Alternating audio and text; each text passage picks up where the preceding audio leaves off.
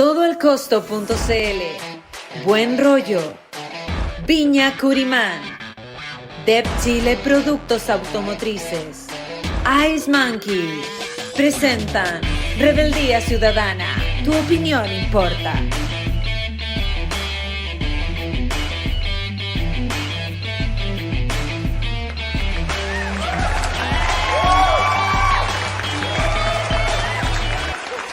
Señor, y volvimos. Aquí estamos, una vez más, un nuevo capítulo de Rebeldía Ciudadana. Este espacio donde usted puede dar su punto de vista, su opinión, donde usted puede acompañarnos en este asiento. Hoy tenemos una gran invitada, pero ya se la vamos a presentar. Lo que me interesa es saludar a mi gran amigo, ni tan buen amigo, pero a mi amigo Sergio Bravo. ¿Cómo estás, Andy? ¿Todo Bien, ¿y bien? tú? ¿Cómo estás tú, Sergio Bravo?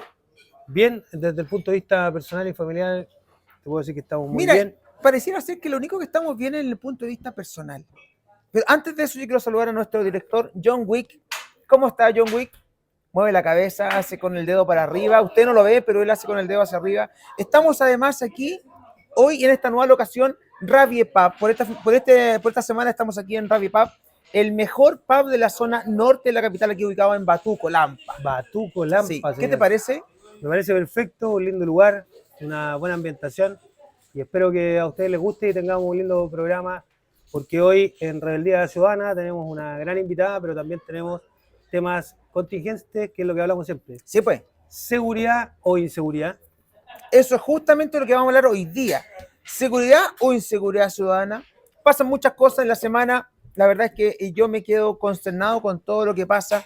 Quiero que tomemos brevemente temas que son muy profundos, pero que por tiempo evidentemente no podemos conversar, como es el lamentable homicidio de 3 funcionarios de Carabineros de Chile que fueron brutalmente asesinados por un grupo de terroristas.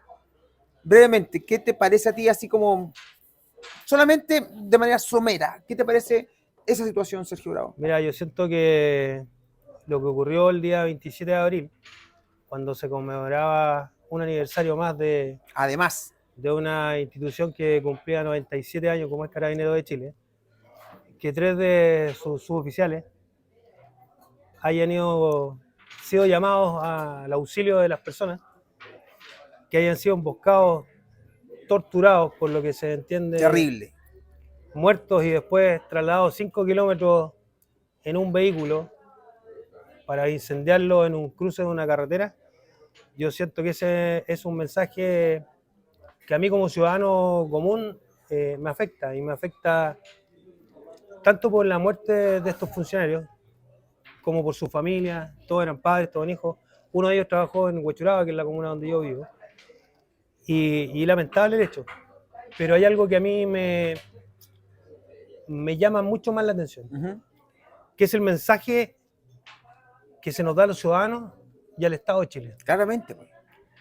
Porque yo hablaba hace unos minutos atrás y decía, cuando uno tiene una emergencia policial o es víctima de un delito, lo primero que hace es llamar a Carabineros. 133, para todo, hasta para los ruidos molestos, para Todo. cualquier cosa. Si uno tiene un accidente, ambulancia. Si uno tiene un incendio, bomberos. O sea, son casi los 3 números únicos que uno siempre tiene en su registro. El ABC de la emergencia, que le llaman. Bueno, y hoy día vemos que las personas que el Estado, ¿cierto?, colocó para darnos la seguridad a los ciudadanos a pie, hoy día está vulnerada. Claro. Y está vulnerada porque los encierran, los matan y los queman. El mensaje para mí es mayor. Por supuesto, pues. Claramente. Es si eso les pasa a ellos, ¿cuál es el sentir de nosotros, el ciudadano a pie? ¿Cuál es el sentir de las personas que viven en esos lugares? ¿Qué hacemos? ¿Cómo nos protegemos? ¿Cómo nos cuidamos? ¿Cómo no nos, o sea, ¿qué hacemos para que no nos pase nada? Porque además, así como tú dices, hay un mensaje a través de esto. O sea, si esto no es terrorismo, si esto no es un mensaje para el gobierno, ¿qué es? Es un buen punto. Se puede. Y eso esperamos que la investigación avance rápido y que podamos saber realmente qué pasó y cuál es el mensaje que hay detrás. Se puede. Un 27 de abril, aniversario de una institución del Estado, una institución armada, una institución policial, que resguarda a todos los ciudadanos, que va a un supuesto llamado auxilio, encerrados, torturados y quemados. Ese mensaje, a mí me gustaría saber, primero, qué piensa usted como ciudadano, ¿Qué piensa usted de ese mensaje al Estado de Chile? ¿El Estado de Chile falló? ¿Realmente necesitamos nuevas herramientas? ¿Realmente necesitamos que se tomen nuevas medidas? Porque si esto le pasa a la institución de Carabineros de Chile, a sus funcionarios que están preparados para combatir la delincuencia, ¿será que esto es terrorismo puro? ¿Y esto nos afecta a nosotros realmente como ciudadanos? Bueno, vale decir que en una de las pocas oportunidades que ha hablado el presidente Gabriel Boric, dijo la palabra terrorismo, cosa que él no había mencionado en otras oportunidades. Pero, bueno, avancemos. Porque Nuestras condolencias a Carabineros de Por Chile, a supuesto sus que sí. familias, un gran abrazo a la distancia. Personas que son de armas, personas que, al igual que ustedes, juraron la vida por la patria. Un gran abrazo en este lamentable hecho y en un día tan especial como es su aniversario. y a nosotros como policía nos pega mucho más, ¿no? Porque uno piensa que podría Es ser fuerte. claramente uno. Sigamos, avancemos. Avancemos Porque para que en el ciudadano la esté calera, invitado. en la calera, yo lo digo de una manera a lo mejor un poquito más coloquial, pero no tienen nada de simpático, porque en la calera robaron y violaron a una señora de 81 años. O sea, avanzamos, retrocedemos. ¿Qué pasa con la seguridad? Hoy día los delincuentes no tienen ningún miramiento, hacen lo que tienen que hacer. ¿Qué te parece a ti que a una persona de 81 años le pase eso? Mira, creo que la semana pasada hablábamos de una carta que enviaron los adultos Claro. Sí, a la prensa para pedirle a través de la prensa a los delincuentes que no los por golpearan favor, cuando no fueran, nos peguen, que róbenos, no pero los no nos golpearan peguen. cuando fueran asaltados.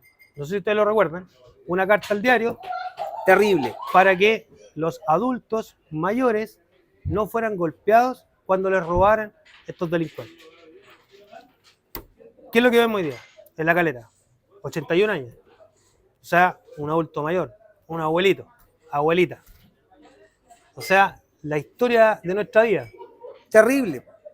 Cuando nos dicen que los delitos bajan, nos dicen que, Yo lo digo siempre, estamos mejor que hace 2 años. nos dicen que los delitos bajan, Ah, que bajó el delito portonazo, y yo siempre digo, bueno, bajó el delito portonazo, ¿cuál subió? Este es un robo interior, entraron a una casa, claro.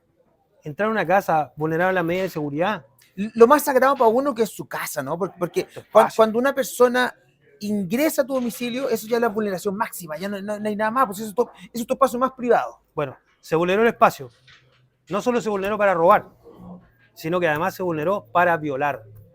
Violar a una adulta mayor de 81 años. Terrible. Yo creo que si nosotros no empezamos a ponerle rostro, no cifras. Las cifras son inhumanas. Las cifras, pueden decir, la semana pasada hablábamos que las personas que han sido víctimas de delitos ya eran 4 estadios nacionales, a nivel nacional, de enero a la fecha. 4 estadios nacionales. Hoy día estamos hablando de una abuelita, hoy día estamos hablando de familia. Tiene hijos, tiene nietos. Imagínate, no solamente se vulneró su espacio de vida, su espacio donde ella vive, reside, sino que además fue violada. Vulneraron todo todo lo que se podía. Lo que uno puede sentir como propio, como personal, como íntimo. Y ahí es donde tenemos la seguridad. ¿Qué pasa con la seguridad en este país? ¿Qué pasa con la seguridad en este país? Nos matan carabineros, nos queman carabineros, violan a una abuelita de 81 años en La Calera. ¿De qué estamos hablando? Matan ciudadanos, matan a turistas. Y pasamos al siguiente tema, porque resulta que, ¿cuándo fue? Ayer, en la madrugada, la tarde de ayer, a una persona peruana que estaba como turista en nuestro país, lo asalta un delincuente. Yo vi, no sé si tú viste el video, pero es terrible, porque le quita, le pide sus pertenencias, seguramente el celular, la billetera, no sé, y de pasada le dispara en la cabeza, Pero mira, sin oponer resistencia, sin haber una provocación previa, sin nada. Es como que a sangre fría quizás le dijo algo y le disparó y lo mató a un turista peruano. Aquí muchas veces hablamos del extranjero, del venezolano que viene a delinquir y muchas cosas más. Pero hoy día, sin saber, sin saber todavía, ¿no? ¿Quién fue el homicida? A un turista, a una persona, a un ser humano, le dispara porque sí. Le dispara porque sí y lo deja muerto en la vía pública. Entonces, yo no sé a dónde vamos a llegar. La verdad, Sergio Bravo, yo me pregunto hoy día, ¿dónde llegamos? ¿Qué necesitamos para parar esto? aquí cerquita en Huachuraba, otro robo más, con un balazo a una persona conocida y un apuñalamiento en el abdomen. Bueno, Mira. pero ciñámonos a lo que estamos hablando. Vamos a ver la pauta. Mira, la comunidad peruana es la comunidad más grande de extranjeros que hay. Claro. Está primero la comunidad peruana, después la venezolana y tercero los colombianos. Son las comunidades más grandes que hay. Viene un turista peruano, no pongamos nacionalidad, un turista, llega a nuestra capital con la mayor intención de hacer turismo en nuestro país. Por supuesto, turismo, viene a conocer, a invertir en todo lo que se pueda, a dejar su platita acá como turista, que eso le hace bien al negocio, a la esquina, al Por almacén y a todo. Pero esa persona no solamente le roban, que ya estamos, ahí estamos en el horno. Ahí estamos mal. Estamos mal. No solamente roban, sino que le roban y además le dan un tiro, un arma de fuego en la calle, que no solamente bastó con robarle las pertenencias a un turista, sino que además dispararle a esos turistas y causarle la muerte. Sí, pues. La semana pasada hablábamos de los abuelitos. Los abuelitos pedían que no les pegaran. O sea, hoy día tiene que salir una nota en la prensa que digan los turistas, oiga, sabe que somos turistas extranjeros, Por vamos favor, a ir a Chile. no nos maten. No nos maten. Los abuelitos no nos peguen. Ahora los turistas, por favor, vamos a ir a Chile, no nos maten. Ese es el nivel. Y sobre todo en Santiago, que independientemente que haya sido un barrio de Santiago, Santiago es una de las comunas más turísticas de nuestro país. Entonces, tú dices, si no hay seguridad en la comuna de Santiago, ¿dónde más? Bueno, ahí viene la pregunta que nosotros hacíamos la semana pasada a nuestro entrevistado, candidato independiente Por San Bernardo. por la comuna de San Bernardo, y que esa pregunta salió y la hicimos después y está en nuestro canal. La pregunta era, usted, candidato a alcalde, ¿usted levantaría la bandera de lucha de tener policías comunales? Porque quizás a Santiago Centro, que ya no dan abasto las policías, No da abasto. a lo mejor le hace falta una policía comunal. Y los guardias municipales son un grupo reducido. Bueno, y el guardia municipal no tiene facultades. Además, Entonces, quizás esa bandera que nosotros preguntábamos si era viable desde un candidato independiente, es hoy día la pregunta de la ciudadanía. Usted como ciudadano, ¿estaría de acuerdo en que se crearan las policías municipales? Esas policías tuvieran armamento y sirvieran para defender su barrio, su familia, sus negocios. Esa es la pregunta que yo les dejo. Escríbanos para poderlo comentar la próxima semana. así es. Pero Bueno, vamos a lo que importa. vamos a lo de fondo, porque hoy día nos acompaña una mujer excepcional. Yo la conozco hace muy poco, pero estuve averiguando de su... Se prepara, mira, tras cámaras se prepara. Se le quitó el frío, porque hace un frío terrible hoy día, hay que decirlo, aquí en Batuco, ¿ah? Hace un frío terrible. A mí se me acabó el café, así que si de pronto sale otro...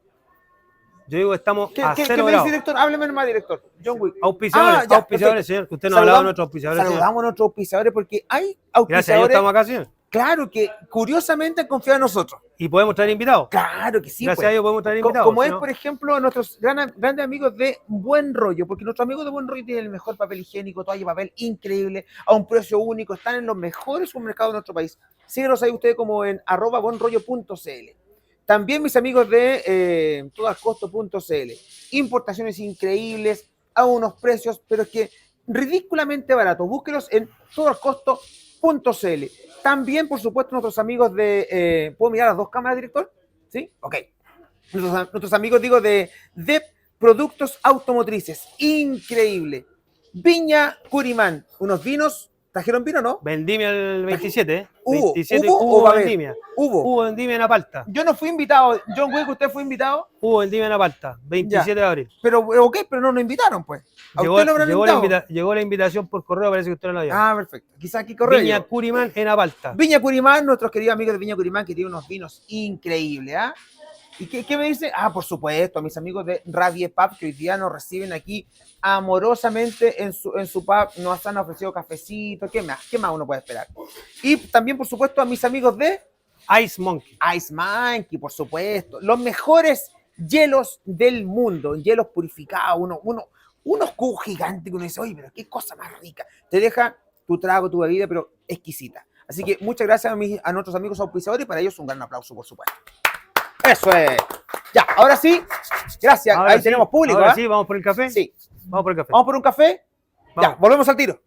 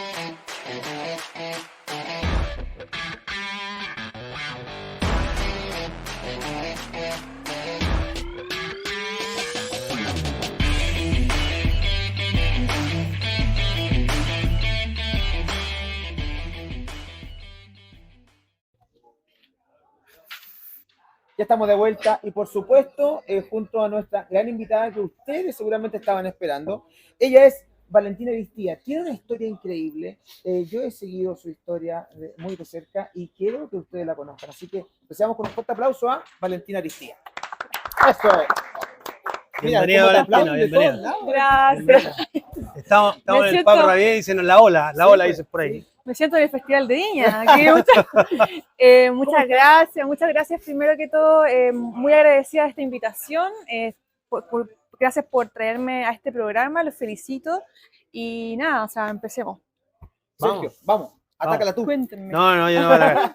Valentina, lo primero que nos gustaría a nosotros, porque nosotros estuvimos conversando un poco rato antes y entendemos un poco de tu historia, Ujú. pero nos gustaría si puedes de manera sucinta contarnos un poco quién eres tú, cuál es tu mirada, cuál es tu momento hoy día en la vida, digamos. Sí, mira, bueno, yo desde el 2011, 2012, cuando fue el movimiento estudiantil, participé mucho en la izquierda autónoma, que fue, digamos, la que después concluyó y trabajó todo lo que fue el Frente Amplio.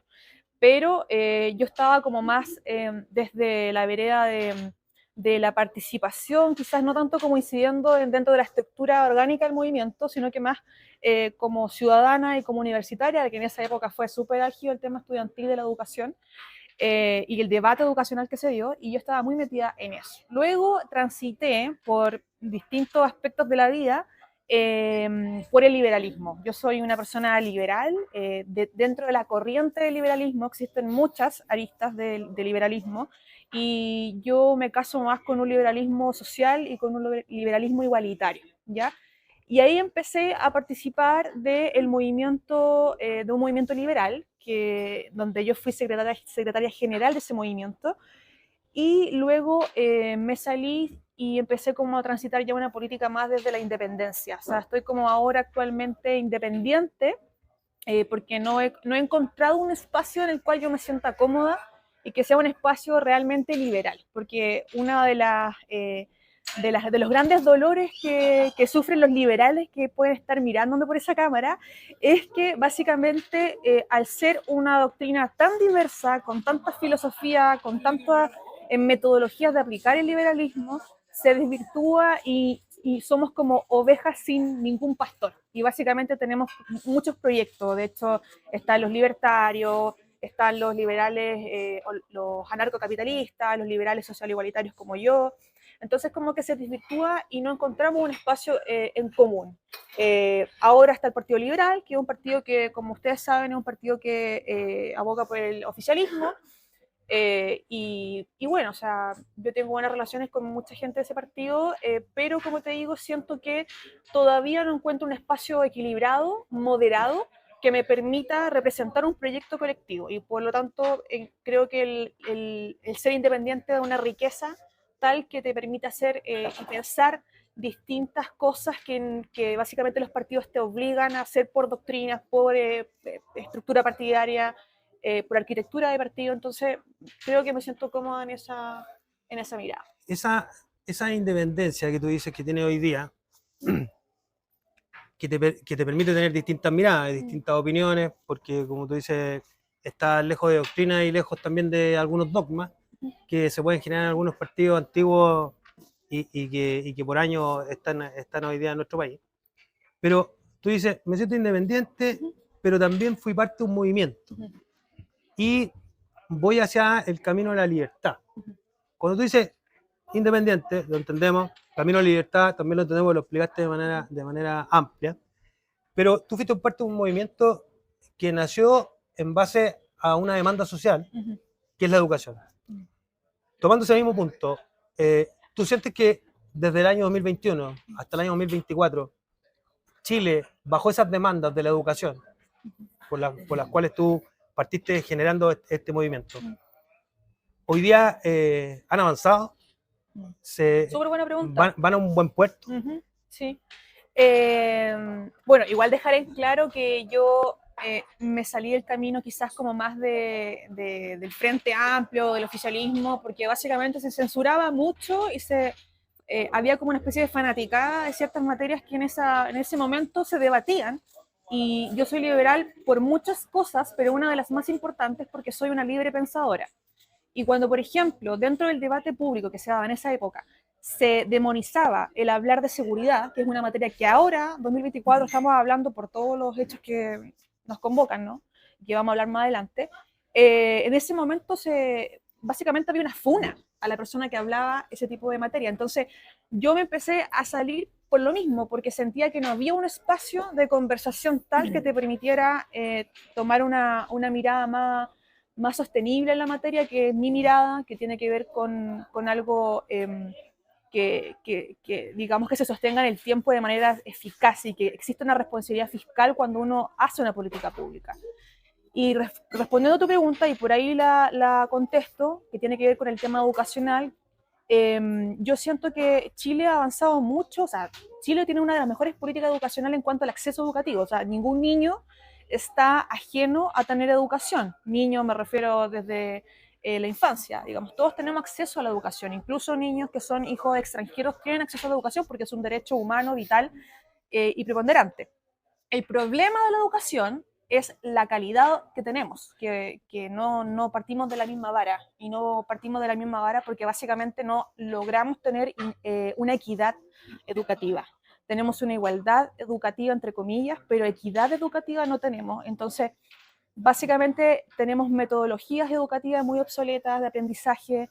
El CIMSE que fue hace poco fue una vergüenza absoluta, o sea, más del 70 y tanto por ciento de niños no saben, no entienden lo que leen, no saben leer realmente. Entonces, esas son materias que son importantísimas tratarlas, porque el futuro de un país depende de su nivel educativo y de lo que puedan lograr las personas que aprendan, o sea, que digamos que puedan incentivar, que puedan ser como una inversión a largo plazo. Entonces, si no potenciamos la educación en cuanto a la calidad, nos vamos a quedar siempre lejos a todo lo que queramos proponer. Y sumémosle a que el CIMSE se ha transformado casi en un negocio. Recordemos que cuando los colegios obtienen la excelencia académica, reciben un bono económico para todo el sistema educativo, para el colegio, para el director, etc. Y hay muchos casos donde los profesores han incentivado o ayudado para que a los chicos les vaya bien.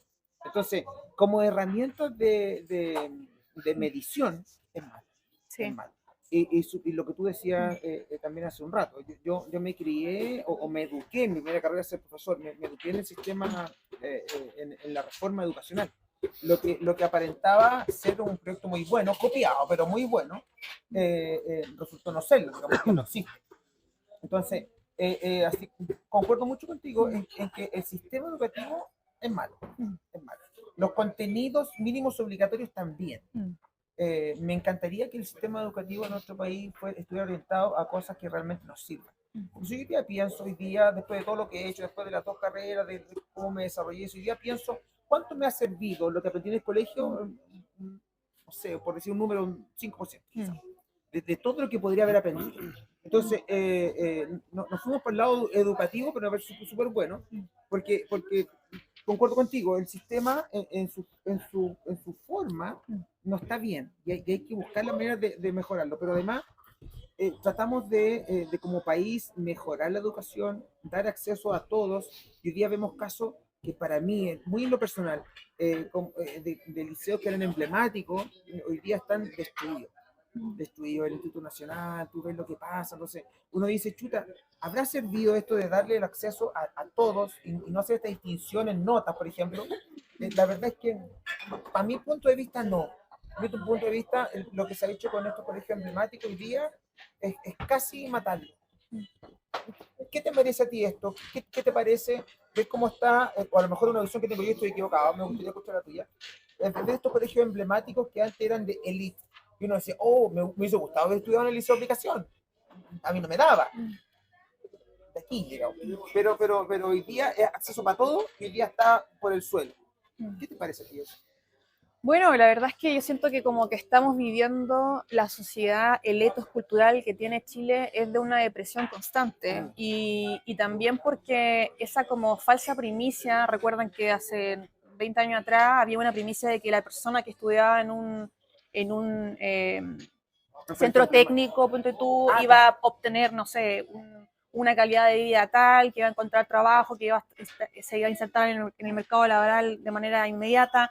Entonces siento que todo como este debate que venía como hace rato en el 2011 con el tema estudiantil, forjó un camino, creo, como de mucha crítica, de reflexión por lo demás, que era necesaria, pero también como de un espíritu depresivo de no aprovechar o de no considerar, de no tomar en cuenta los liceos emblemáticos, la calidad que se enseñaba en el liceo emblemático, el respeto al profesorado, por ejemplo, como que siento que el tema educacional fue una gran bomba y para mí fue como el primer estallido. O sea, yo siempre como cuando hablo de estos temas digo que el tema educacional fue para mí como lo que impulsó todo lo que vino más adelante. La revolución pingüina fue una cuestión muy llamativa. Sí. Pero, ¿tú crees que con todo eso que se habló, con todo lo que se hizo... Pero ahora, yo no creo que el acceso, por ejemplo, perdona, como que por darle mejor acceso o por darle un acceso como más general, ocurran estos problemas. Yo creo que es un tema más cultural. Y insisto, creo que el tema educacional tiene que apuntar a encontrar mejores métodos, a mejores modelos de enseñanza, que como tú planteabas, que los estudiantes se sientan identificados con lo que están aprendiendo, que les sirva, pero que también sientan como una inspiración, porque yo siento que en muchos de estos colegios que eran emblemáticos, incluso liceos técnicos, hay una cierta desesperanza, donde yo he notado, incluso porque me han comentado y lo he visto, lo he leído, de profesores que básicamente le dicen a los estudiantes, o sea, ustedes van a terminar trabajando X. Claro, o sea, no hay mayor esperanza para que terminen la universidad, o sea, esa es la verdad. Estamos en el año 2024. Tenemos a niños que los profesores de pronto esperan que sean, estoy mirando una cámara que no existe, estoy mirando esa cámara que no está allá. Los profesores esperan tener puros niños robots, puros niños tranquilos, el niño que se mueva un poquito más inquieto, mandémoslo al psicopedagogo, al psicólogo, que le dé un poco de pastilla para que esté tranquilo.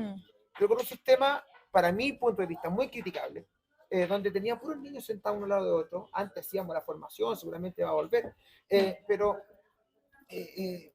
no permite un desarrollo integral de los niños, de los chiquillos, de los jóvenes en general. Entonces, como tú bien dices, y en eso también concuerdo mucho contigo, necesitamos avanzar. ¿Tú crees que necesitamos una política donde tengamos una nueva reforma educacional? ¿Será necesario? ¿Será factible? Yo creo que cualquier reforma en cualquier ámbito, en cualquier materia, es parte de una política pública que se necesita cuando vemos que a través de indicadores no está funcionando una receta, un método. Y yo veo actualmente que no está funcionando con los famosos colegios, los SLAM, bueno, con este tipo como de diferenciación de metodología dependiendo del niño. Hay niños que tienen TEA, o sea, tampoco hay una política específica para estos niños, o sea, realmente cuando hablamos de inclusión y de integración, claro. Entonces yo creo que eso tiene que estar como quizás, no sé si subrayado dentro de una reforma educacional profunda, sino que quizá en una política más general de cómo estamos afrontando la calidad educativa y enseñando a las nuevas generaciones, porque hay muchos estudios que apuntan que la educación en la primera infancia es la etapa más importantísima del niño. El niño absorbe todo y aprende todo en la primera etapa de su vida. Y de hecho los niños son más ingeniosos y creativos en la primera etapa de su vida, como en la primera infancia. Pero si básicamente tenemos jardines infantiles o guarderías para que los niños no dejen de hinchar o dejen de molestar y no lo estamos como incentivando a su creatividad, no lo desarrollamos. Tampoco logramos desarrollar todas sus habilidades. Entonces yo creo que es como más que nada un modelo educacional que podría como solucionarse con una política pública certera en eso. Me parecía ser que los niños los mandamos al colegio para que uno pueda trabajar tranquilo nomás. Entonces, si no, vayan en jornada escolar completa y así yo trabajo tranquilo y cuando están de vacaciones critico, oh, los chiquillos están de vacaciones, no sé. Pero bueno, mira, interesante. Yo quiero tomarme dos palabras que dijo la Vale. Esto me gusta a mí cuando habla Sergio Bravo. No, dos palabras que dijo la Valentina. La Valentina habla de educación y de libertad. Yo siento que sin educación no hay libres pensadores. Exacto. Porque vivimos del dogma y vivir del dogma no nos deja pensar como tú planteas, Valentina, ser libres pensadores. Entonces, cuando nosotros hablamos de la educación, es un tema fundamental para tener personas como se define Valentina, como libre pensadora. Si nosotros no tenemos educación, tenemos dogma. Y si tenemos dogma, no tenemos libres pensadores. Entonces, para ser un libre pensador, nosotros hoy día, sí o sí, tenemos que partir de la raíz, que es la educación. Y quiero avanzar en el tema. Porque nosotros hablamos de la educación, hablamos de los liceos emblemáticos, hablamos de los libres pensadores. Hablamos que sin educación no vamos a poder avanzar. Hablamos de la inseguridad y de la violencia en los liceos emblemáticos. Liceo emblemático destruido. Hoy día, no sé si están con todas sus matrículas, pero la gente no nos manda, no solamente por el sistema educacional, sino que también por la inseguridad que sienten los padres de tener a sus hijos en establecimientos como este. Entendiendo toda esta lógica, ¿tú sientes que el primer acto de corrupción de un funcionario público, de una persona que asume un cargo público sin estar preparado para ello? Para mí, estoy de acuerdo con muchos autores, por eso te lo quiero preguntar, siento que ese es el primer paso de una persona que acepta un cargo público para algo que no está preparado, es el primer acto de corrupción. No sé qué opinas tú. Sin duda, yo creo que una persona que acepta un cargo por política, por confianza política, básicamente para mí un retroceso en cuanto a cómo entendemos la lógica del Estado. Y han habido varias materias que han avanzado para poder, o sea, no sé si han avanzado mucho, pero me refiero a que se han puesto en el debate, que quizá no había la voluntad para que eso tenga un buen camino. Pero una de las grandes promesas de este gobierno fue eso, digamos, como no meter pituto y que el nepotismo se acabara por confianza legítima o por confianza política. Lamentablemente el Estado, que yo creo que requiere una reforma mucho más profunda de lo que estamos viendo con la modernización del Estado que se está discutiendo, apunta a lo que tú estás comentando. O sea, no es posible que personas que tienen cero competencia tengan un cargo público en su poder, que no sepan cómo trabaja el Estado, cuál es la lógica de cómo trabaja el Estado. O sea, la gran respuesta a lo que tú planteas es lo que ocurrió con Democracia Viva y con los gobiernos regionales, de que ponían a personas por confianza del presidente, de política, por acuerdos políticos, y todo lo que ocurrió, que si bien podemos debatir si eran actos de corrupción a fe sabida, o eran actos también por omisión de lo que no sabían, digamos, porque no conocían cómo funciona y cómo se trabaja en el Estado. O sea, las licitaciones que habían, que no se contabilizaron, no se transparentaron los gastos, proyectos que se aprobaban sin ni siquiera, o sea, con una discrecionalidad tremenda, sin que tomara razón la Contraloría. O sea, son situaciones que cualquier funcionario público que se lee la ley del estatuto administrativo lo tendría que saber, pero eran personas que no tenían conocimiento porque no saben la lógica de cómo trabaja el Estado. Y a mí eso me parece grave, me parece que tiene que haber una importante pauta en esa materia, como ponerle mucho énfasis a lo que tú planteas, porque básicamente es una ineficiencia absoluta y el Estado no puede dar garantías a personas que fomenten la ineficiencia pública, el gasto público y actos así como lo que tú planteas, que básicamente yo concuerdo. O sea, es el primer acto de corrupción, totalmente. O sea, yo te lo planteo entendiendo todo lo que tú argumentas, pero yo siento que la norma dice, el estatuto que tú bien lo planteaste, dice que está primero el bien común versus el bien personal. Y yo siento que cuando tú asumes un cargo para el cual no estás preparado, tú pusiste tu bien personal por sobre el bien común, que es el primer paso que te pide el estar en la administración pública. Y de ahí todos los otros hechos que podemos ir viendo y que van sucediendo. O sea, hoy día tenemos personas tan no preparadas, que en materia de seguridad, en materia de educación, en gobiernos regionales, en seremía, profesionales de cualquier índole, y que no se han capacitado para poder administrar, vale decir, se preocuparon de ganar su platita, ellos, su bienestar personal, por sobre el bienestar de las demás Porque personas. además tiene que ver con lo que hablamos, con el dogma. Cuando yo pertenezco muchas veces, no siempre, pero cuando pertenezco a un partido político, a veces tengo que seguir las normas que me dicen. A veces repito lo que escucho, otras veces me dicen tenéis que hacerlo, lo tengo que hacer porque pertenezco a... Sí. Otras veces necesito plata, lo hago. Otras veces tengo un ego tremendo, necesito hacerlo para yo sentirme bien. Tiene que ver con eso. Por eso yo siempre lo digo, cuando uno quiere optar a un cargo público, que cree que tiene posibilidades, tiene que pensar en la gente. Primero la gente y después uno. Pero muchas veces no pasa. Es que por eso esas materias no se tienen que dejar a la buena fe de cada persona, Claro. porque por algo tenemos regulaciones en la materia, por algo hay regulación en la corrupción, hay regulación ahora con el tema del uso de la fuerza, regulaciones medioambientales, porque la gente no actúa como uno espera que actuaría, aunque No se hay supone sentido que común, parece. debería haber, Sí. claro, debería haber como un ethos cultural que permita que eso ocurra de manera espontánea, pero no pasa. Entonces, como no pasa, tenemos que hacer que todos los vacíos legales y sesgos que tengan las leyes, los proyectos o la política pública en general sea el menor impacto posible para que la sociedad pueda ser civilizada y no tengamos estas problemáticas que básicamente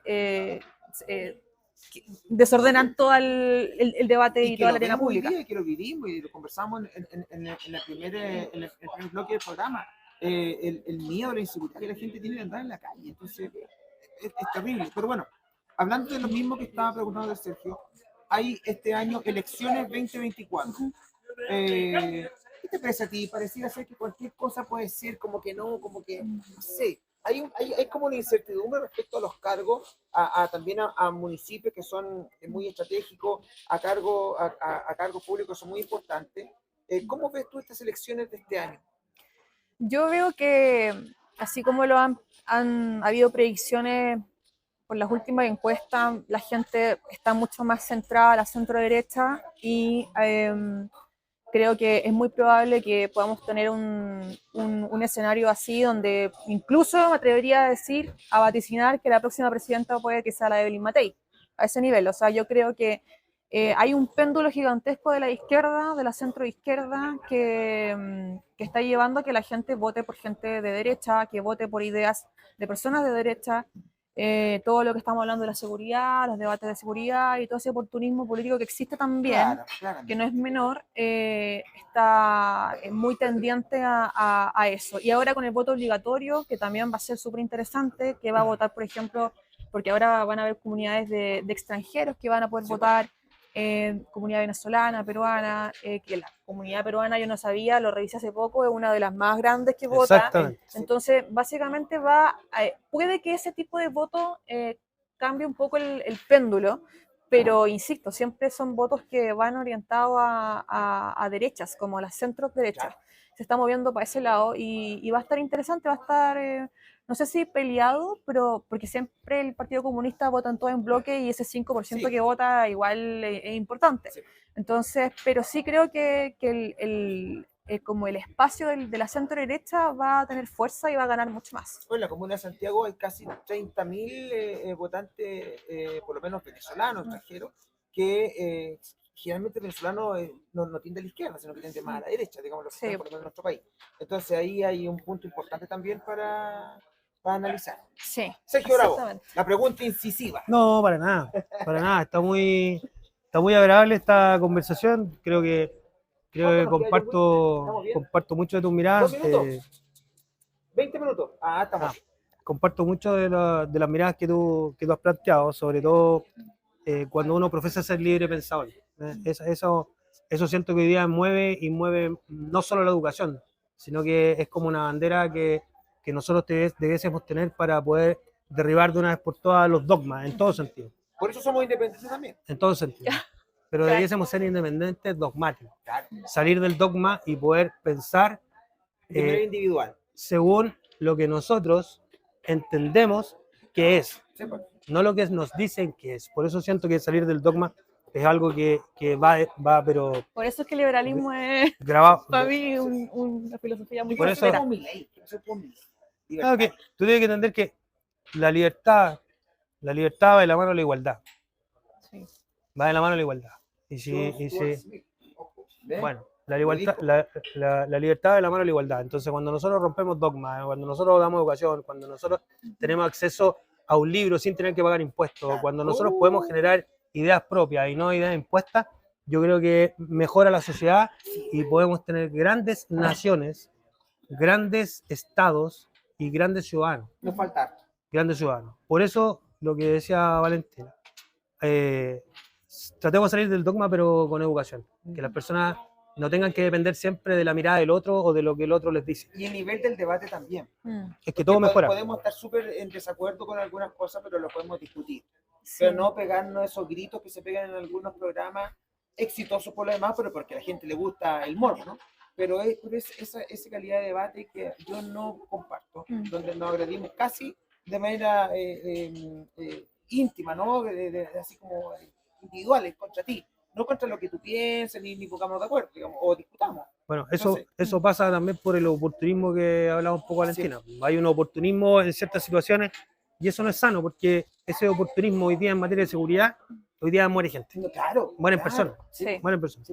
Yo, Vale, te quería llevar a un tema que ha estado, digamos, en los últimos días, que nosotros lo hablábamos en el primer bloque del programa. ¿Qué opinas tú de lo que está pasando en el sur de nuestro país? Específicamente en la Araucanía, donde llevamos muchos estados de excepción. Cada 30 días el gobierno, que en primera instancia no quería, después sí quería, hoy día mueren personas. Y si nosotros le ponemos rostro a eso, murió el matrimonio en Luxinger Macay, quemado. Murió un policía de la PDI combatiendo el narcotráfico. Hoy, 3 carabineros. ¿Cuál es tu mirada respecto a los estados de excepción o la situación en términos generales que viven los ciudadanos como tú o como yo en la macro zona sur de nuestro país? Sí, o sea, yo creo que, bueno, es una tragedia. Ahora, eso de que como que el gobierno quería o no quería, lamentablemente los gobiernos de turno tienen que casarse con ciertas situaciones que les resultan como incómodas o poco genuinas. Lo mismo pasó para el gobierno del expresidente Piñera cuando se tuvieron que hablar sobre derechos humanos y que, bueno, pasó lo que pasó, el tema del estallido social, etcétera, donde se tuvieron que implementar medidas a corto plazo por la crisis de la pandemia, o sea, y ahora vemos a un presidente que tiene que hacer algo como que le resulta incómodo, que tiene que ver con hablarle a Carabineros de Chile, hablarle a las policías, hablarle a toda esa como instrumentación que ideológicamente el Frente Amplio nunca se sintió cómodo. Entonces eso de que quería y no quería, ¿se entiende políticamente? Sí se entiende. Porque básicamente tiene que ver con los dogmas y con la filosofía política de la cual ellos crecieron y de dónde vienen y cómo tuvieron que sostenerse filosóficamente hablando y el discurso para llegar a donde están.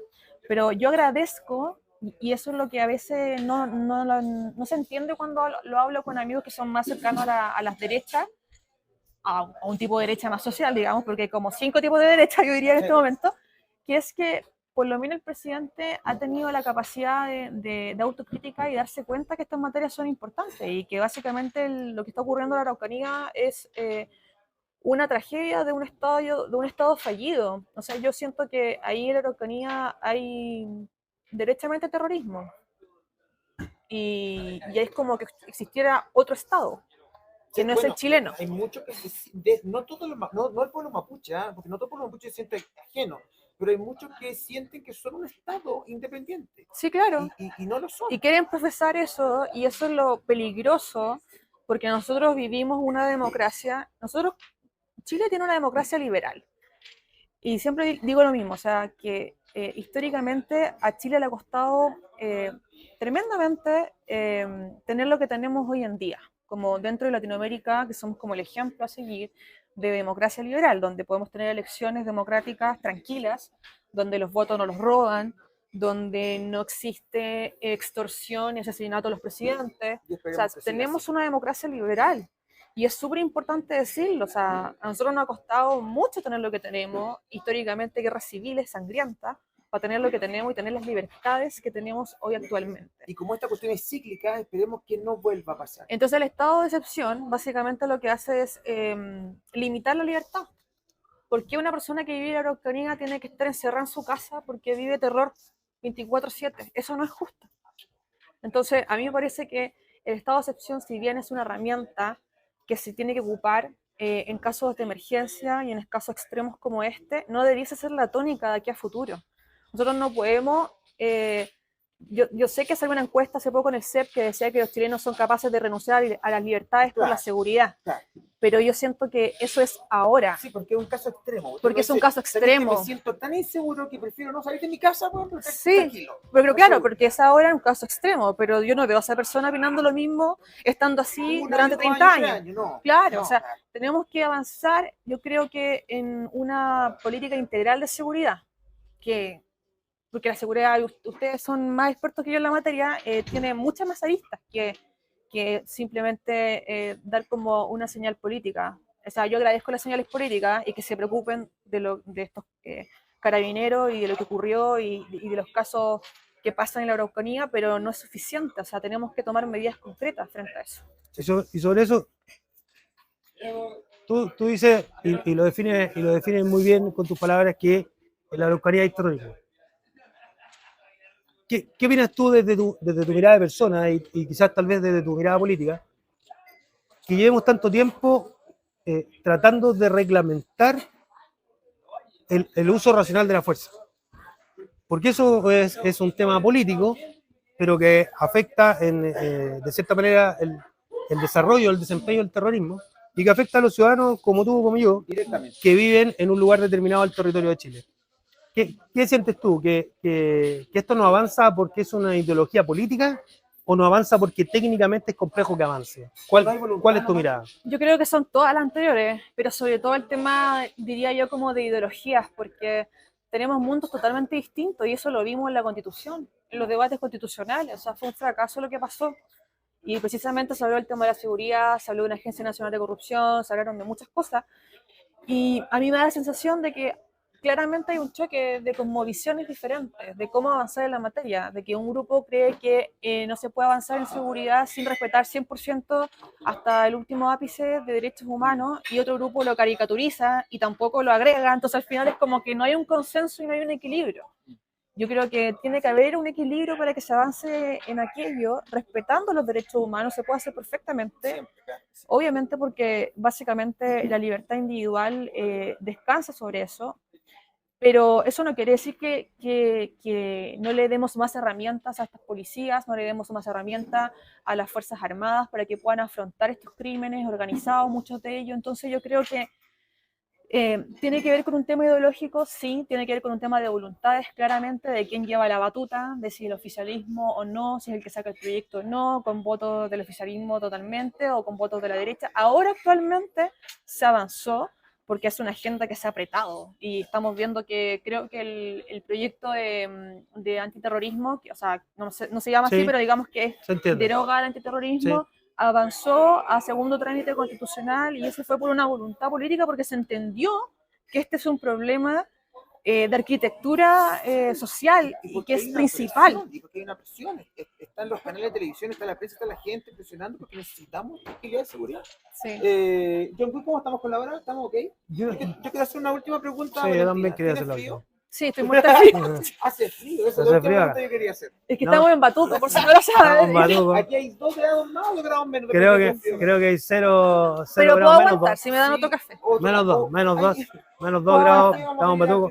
Papravie, Batuco. Sí. Un muy bonito lugar. ¿Alguna otra pregunta antes de Sí, terminar? yo para cerrar, me gustaría compartir contigo. Entendemos que existen dos alas que cada una, como tú bien lo planteas, política. Una dice por ideología esto, otra esto. En materia de seguridad, quién lleva la batuta, quién no la lleva.